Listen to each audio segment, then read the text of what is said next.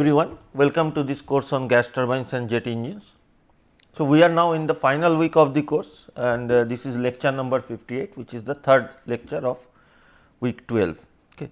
Today, we are going to briefly study a new type of jet engine which is known as scramjet engine. Okay. We have seen what is a ramjet engine, we have analyzed it also, and we have briefly discussed that for very high speed a better option for ramjet is what is known as supersonic combustion ramjet or scramjet.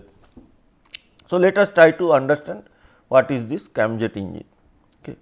So, concepts that will be covered today are introduction and working principle of scramjet engines. Okay. So, first we will go through some introduction on what is a scramjet engine, how it is different from ramjet, and then we will see how it works, how its working is different from that of ramjet, what are the differences and where is it used. Okay. So, what you see here is a let me just turn on the pointer. So, what you see here is an example of a ramjet scramjet engine, okay, schematic of a scramjet engine. So, how is it different from ramjet? So, if you remember in the ramjet engine we had the diffuser, okay, we had the diffuser where the diffuser was designed like this, okay, diffuser was designed like this. So, the inlet cone of the diffuser had two parts like a diamond, and then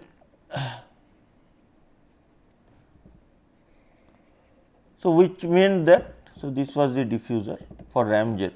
Okay.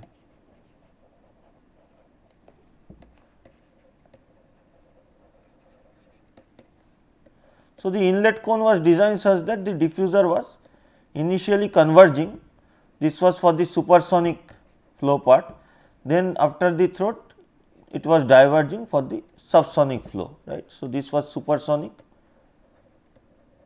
and this was subsonic. In this case the velocity is so high in the case of scramjet, supersonic combustion ramjet, okay. Scramjet is supersonic combustion ramjet.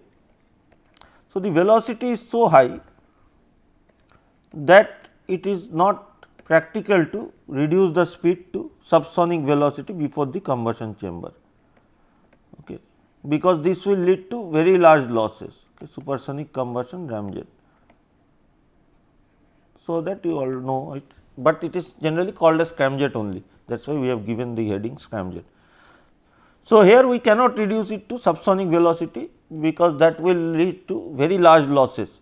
The amount of pressure ratio that we will obtain will lead to very large losses. Also, because of very large pressure change going from the inlet to the outlet, there will be a very large pressure gradient against the flow, okay. That will also lead to lot of losses and there will be lot of shock losses also.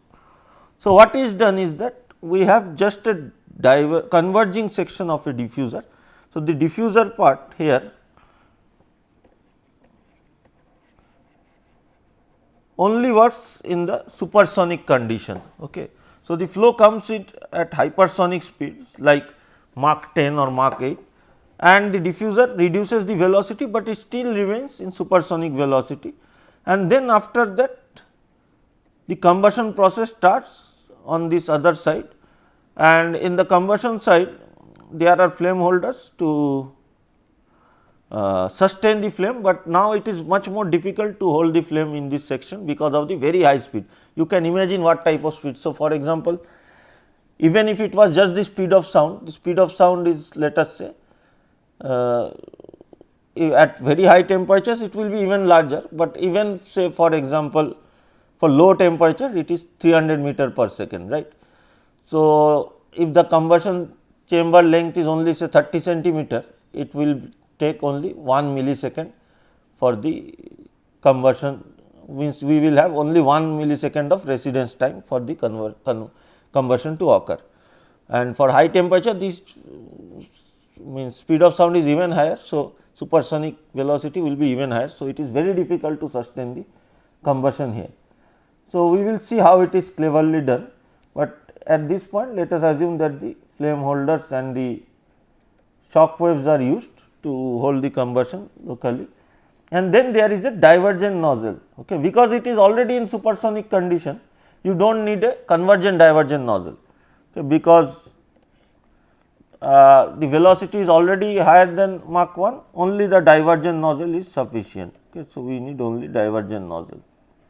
So, this is another difference as compared to ramjet. So, we have convergent diffuser and divergent nozzle, okay, convergent diffuser and divergent nozzle, and that is different from the ramjet. Okay. So, you can see the design here. So, till now scramjets have not been used widely or even used for any say practical application. These are more at experimental stage. For the last 2 decades, these have been experimentally tested and prototypes have been built, and in future they are means hypothetically they will be able to achieve very high speed. So, at this point they can achieve very high speed, but the sizes are small because they are still limited by that takeoff condition or limitation of ramjet, that you cannot take off from 0 velocity. Okay. So, static takeoff is not possible, you need to accelerate it to high velocity first by using another aircraft. So, it will piggyback on another aircraft, or it will have to be taken to high speed by using a rocket and or another engine, and then the scramjet will take over. Okay. So, as a result large scale scramjet engines have not been produced, but in future it may happen that very high hypersonic velocity aircrafts are designed using scramjet engines, where initial part of the acceleration may be due to turbojet engine and then the scramjet takes over. There are some concepts already and few prototypes have been built combining turbojet and ramjet, which are known as turbo ramjet engine. So, in future similar concept may be advanced for scramjet also. This is an example of an actual scramjet. Okay. So, this is the NASA X-43. This is this flew quite a long while back, last decade, last to last decade, and you can see that it was flying, and it was flying at very high speed, Mach 8 to Mach 10, achieved very high speed, but the in this case it is accelerated by a rocket initially, and in some cases it was taken under the wing of a Boeing large Boeing aircraft, which delivered it at high speed at a high altitude, and it started at that flying condition itself. Okay. Another example, here it is mounted on an aircraft. So, you can see that it is mounted on the B-52 bomber aircraft wing. So, this is the scramjet at the bottom that you see. Okay. This is the scramjet, let me show, this is the scramjet, and you can see that it is a very streamlined type design. Okay. Very thin streamlined type design, there is intake, and then this is the exhaust section, and only the combustion chamber, diffuser and exhaust nozzle are there. Okay. So, this will be launched from the aircraft, and then this will fly using the scramjet. Okay. This is another, this is a concept image of the X-43A, and these are hypothetical vehicles, although some prototypes have been built. So, these are planned to fly at very high altitude, as you can see here, and very high speed. Very high altitude because you need very low pressure, so that frictional losses and the say compression losses, adiabatic compression losses are less, or compression say not losses, heat generation is less, and because they are flying at very high speed anyway, lot of air gets rammed into it even at very high altitude. Okay. India has also tested its own scramjet engine. Okay, you can read more about it. So, I encourage you to find out and read more about India's scramjet engine. Okay. So, what are the main features of this scramjet engine? Scramjet engines, as we have already seen, are supersonic combustion ramjets, okay, and they are air breathing. So, what does it mean? All the jet engines are air breathing engines. It means they need air for flying. Okay. And why is it needed? We have already seen why it is needed. So, for the combustion to occur, the oxidizer, the oxygen in the air acts as the oxidizer. Okay. So, the fuel is taken on board by the aircraft or the aircraft engine, but the oxidizer is not taken on board. So, ambient air is used for the combustion process. This is as compared to rockets, which has its own oxidizer like oxygen and the fuel like hydrogen on board. Okay. So, they directly react there and there is no need of ambient air. So, rockets can also work at very high altitudes or even in space, okay, where there is no air, but they have very poor fuel economy because they have to carry a very large excessive mass of the oxidizer and fuel. So, as a result, like a chain reaction, you need more fuel even to take off that more load, and as a result this becomes very inefficient. So, most of the load taken by the rocket is its own fuel and oxidizer itself. Okay. So, scramjets are air breathing. So, in that sense, although they are designed to fly at very high speed, they will be efficient and they can, of course, they will be limited to atmospheric air or the limited to only up to high altitude, not space, not outer space, but they will be much more efficient as compared to rockets. Okay. They operate with supersonic airflow throughout the engine. Nowhere the air velocity goes below sonic speed. Okay. As a result, we only need a convergent diffuser and a divergent nozzle. Okay. Fuel combustion occurs in a supersonic flow. Okay. The combustion itself occurs in supersonic flow. As a result, the aircraft does not need to decelerate the velocity of the incoming air to subsonic velocity. So, the losses are not very high, and as a result we can go to hypersonic speeds. As I have already explained, scramjets cannot operate from rest, they require an acceleration to start, and it needs to be accelerated to very high Mach number before ignition of the scramjet. Okay. So, the options are that it is taken to high speed by a turbojet or turbojet and then ramjet, and then the scramjet part starts, or some sort of hybrid engine, or it is combined with a rocket engine and or piggyback with some other type of propulsion mechanism. They are the most efficient at the at hypersonic speed, Mach 5 and above, and other types of engine are not going to work at this speed because the exhaust gas velocity has to be very high. Okay, because if your aircraft itself is flying at Mach 10, so compared to say ambient conditions, so this will be say velocity may be around 3000 meter per second, very high velocity, right. So, in that case the exhaust gas velocity has to be higher than 3000 meter per second for getting any propulsion or for getting any thrust. Okay. So, that is not possible on other types of jet engines. So, that is only possible in this case scramjet engines. Okay. Till now it has not been widely used, but typical applications will include hypersonic missiles. Ramjets are widely used for cruise missiles.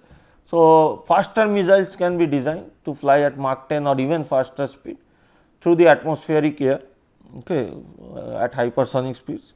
So, this is one key area. Second is space access research vehicles. So, this can be combined with rockets. So, the initial say small thrust is generated by rocket, then the major part in the atmosphere is taken care of by the scramjet engine, which is much more efficient, and then finally, in outer space again rocket is used. Okay. This type of combined vehicle will lead to high efficiency and lower cost of access to the space research vehicles. Okay. Then other experimental aircraft like hypersonic manned aircraft, there are some designs which are being planned. Let us compare this with the ramjet also, how this scramjet compares with ramjet. Okay. So, quick comparison is that combustion is very different. In ramjet we have subsonic combustion. So, the air velocity has to be decreased to subsonic value, whereas for scramjet we have supersonic combustion. As a result, it is not mentioned, I have not mentioned here, but the nozzles are different. instead of convergent divergent nozzle of ramjet, we have divergent nozzle for scramjet, and instead of convergent divergent nozzle of diffuser, convergent divergent diffuser of ramjet, we have only convergent diffuser in scramjet. Operating speed is 2 to 4. So, high operating speed compared to other jet engines, but low compared to scramjet. So, scramjet is designed for above Mach 5. Compression for the supersonic region, there is shock based reduction of velocity and increase of pressure in both the cases. Both of them are unable to produce any thrust at static condition. So, they cannot take off from static condition.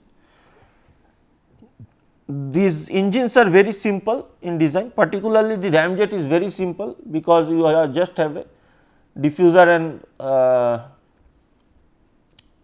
and a nozzle, and the combustion part, combustor, where you have the fuel injectors and the flame holders. For scramjet also, in theory the design is very simple, but for this combustion to occur, or to hold the flame in place, we need more accurate say design, or more in depth design, more complex combustion physics is needed, and also for the shock waves at the inlet, for the very high speed also calculations are relatively more complex.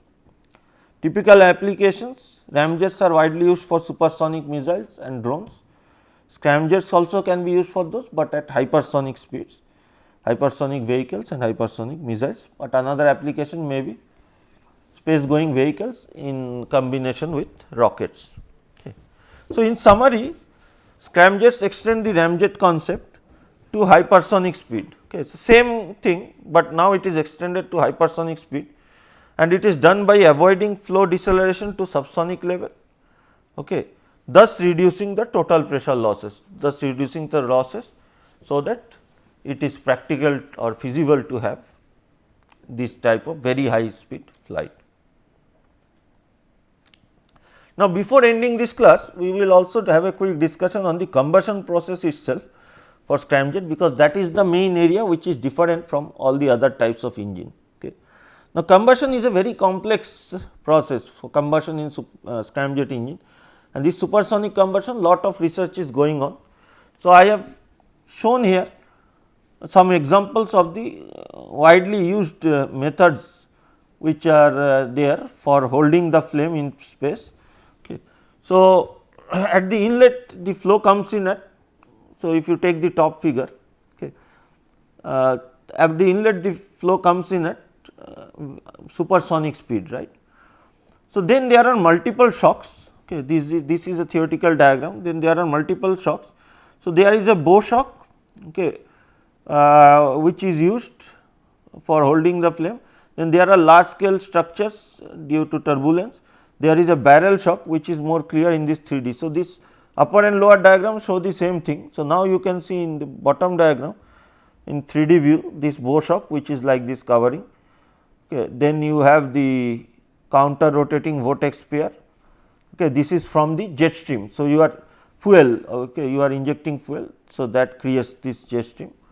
Then there is secondary shock inside, then there are horseshoe vortices, as you can see from here, this will go around this, okay, like this. So, this is shown here in 2D, and in other internal shock structures are present, and very cleverly the fuel has to be injected, okay, because the injection of the fuel, so the way it is injected, the direction and the velocity, that determines the shock behavior. So, if it is just smoothly entered, then there will not be any shock because of the fuel, but if it enters say at a direction, at an angular direction or perpendicularly to the flow direction, then this will induce a shock, and as you can see here, okay, and that will also cause recirculation region. So, this recirculation region and this separated region are the important parts of this scramjet engine. So, what happens is that in this recirculation region there is more residence time for the flow or the combustion products. So, there is more time for the combustion to happen. Okay. Same thing in the separated region or this recirculation region. So, these are the important parts. Now, what also happens is that the fuel that is used is typically it is used with hydrogen. So, the scramjet engines till now hydrogen has been used, which has very good flammability. So, can react very fast and combust very fast, but still these recirculation regions are essential. Similarly, this circulation of the fuel also leads to better mixing within the zone. Okay. So, these are some of the very important aspects. So, not only there are not, so this important say inference which can be taken from here is that by clever design of the shock waves, okay, by suitable arrangement of the incoming air and the fuel injection, we create shock waves such that there are local regions of recirculation or separation and local high residence time regions where the combustion can proceed, and separate means separate physical say barriers or physical flame holders are not needed, and actually if they are there, that will lead to severe losses. Okay. So, there is a compromise here. So, these shocks will of course induce losses in the total pressure, which will lower the efficiency and fuel economy, but this is still necessity, this is necessary for the engine to even run. Okay. So, without this we cannot even run the engine. So, you can read more from the references shown here. So, particularly this paper here, experimental study of formation of evolution of gas jets in supersonic combustion chamber. Similarly, lot of research is going on nowadays on supersonic combustion process. So, because the behavior is very different as compared to subsonic combustion. Okay. So, we have come to the end of today's class. So, what we have seen is, we have seen how what is a scramjet engine, okay. We have seen what is a scramjet engine, what are the important components of a scramjet, how it differs from the ramjet engine, what are the practical application, how it looks, whether any actual application has been designed or not, and how do the prototypes look, how it is launched, and what are the important features of scramjet. So, the main or the crucial difference as compared to all other jet engine is that here the flow is supersonic in the combustion chamber, and we have summarized in one line that scramjets extend the ramjet concept to hypersonic speed by avoiding flow deceleration to subsonic level and reducing the total pressure losses. Okay. The structure is different because there is no convergent part of the nozzle or no divergent part of the diffuser. And finally, we have seen that the shock waves are very important. So, creating the proper shock waves and turbulence pattern within this combustion region, okay, which is covered by this bow shock and the barrel shocks, and by creating this through proper location of fuel injection and through proper direction and velocity of fuel injection as or relative to the as compared to the inlet air velocity is very important in controlling the boundary layer, controlling the shocks and controlling the residence time of the fuel air mixture. So, in conclusion, we have learned the concept of scramjet engine and its working principle. We will not solve any problem for that, because we are still, this is still in a hypothetical condition and not been used practically. In the next classes, we will take a look at some of the other engines which have not been widely used, but either they have been developed previously or they have been conceptualized and has some unique features. Okay. And with those we will finish the course by giving you a brief idea about this different, say, innovative or varied types of other types of jet engines. The main jet engines we have already covered. So, these are our references. Thank you.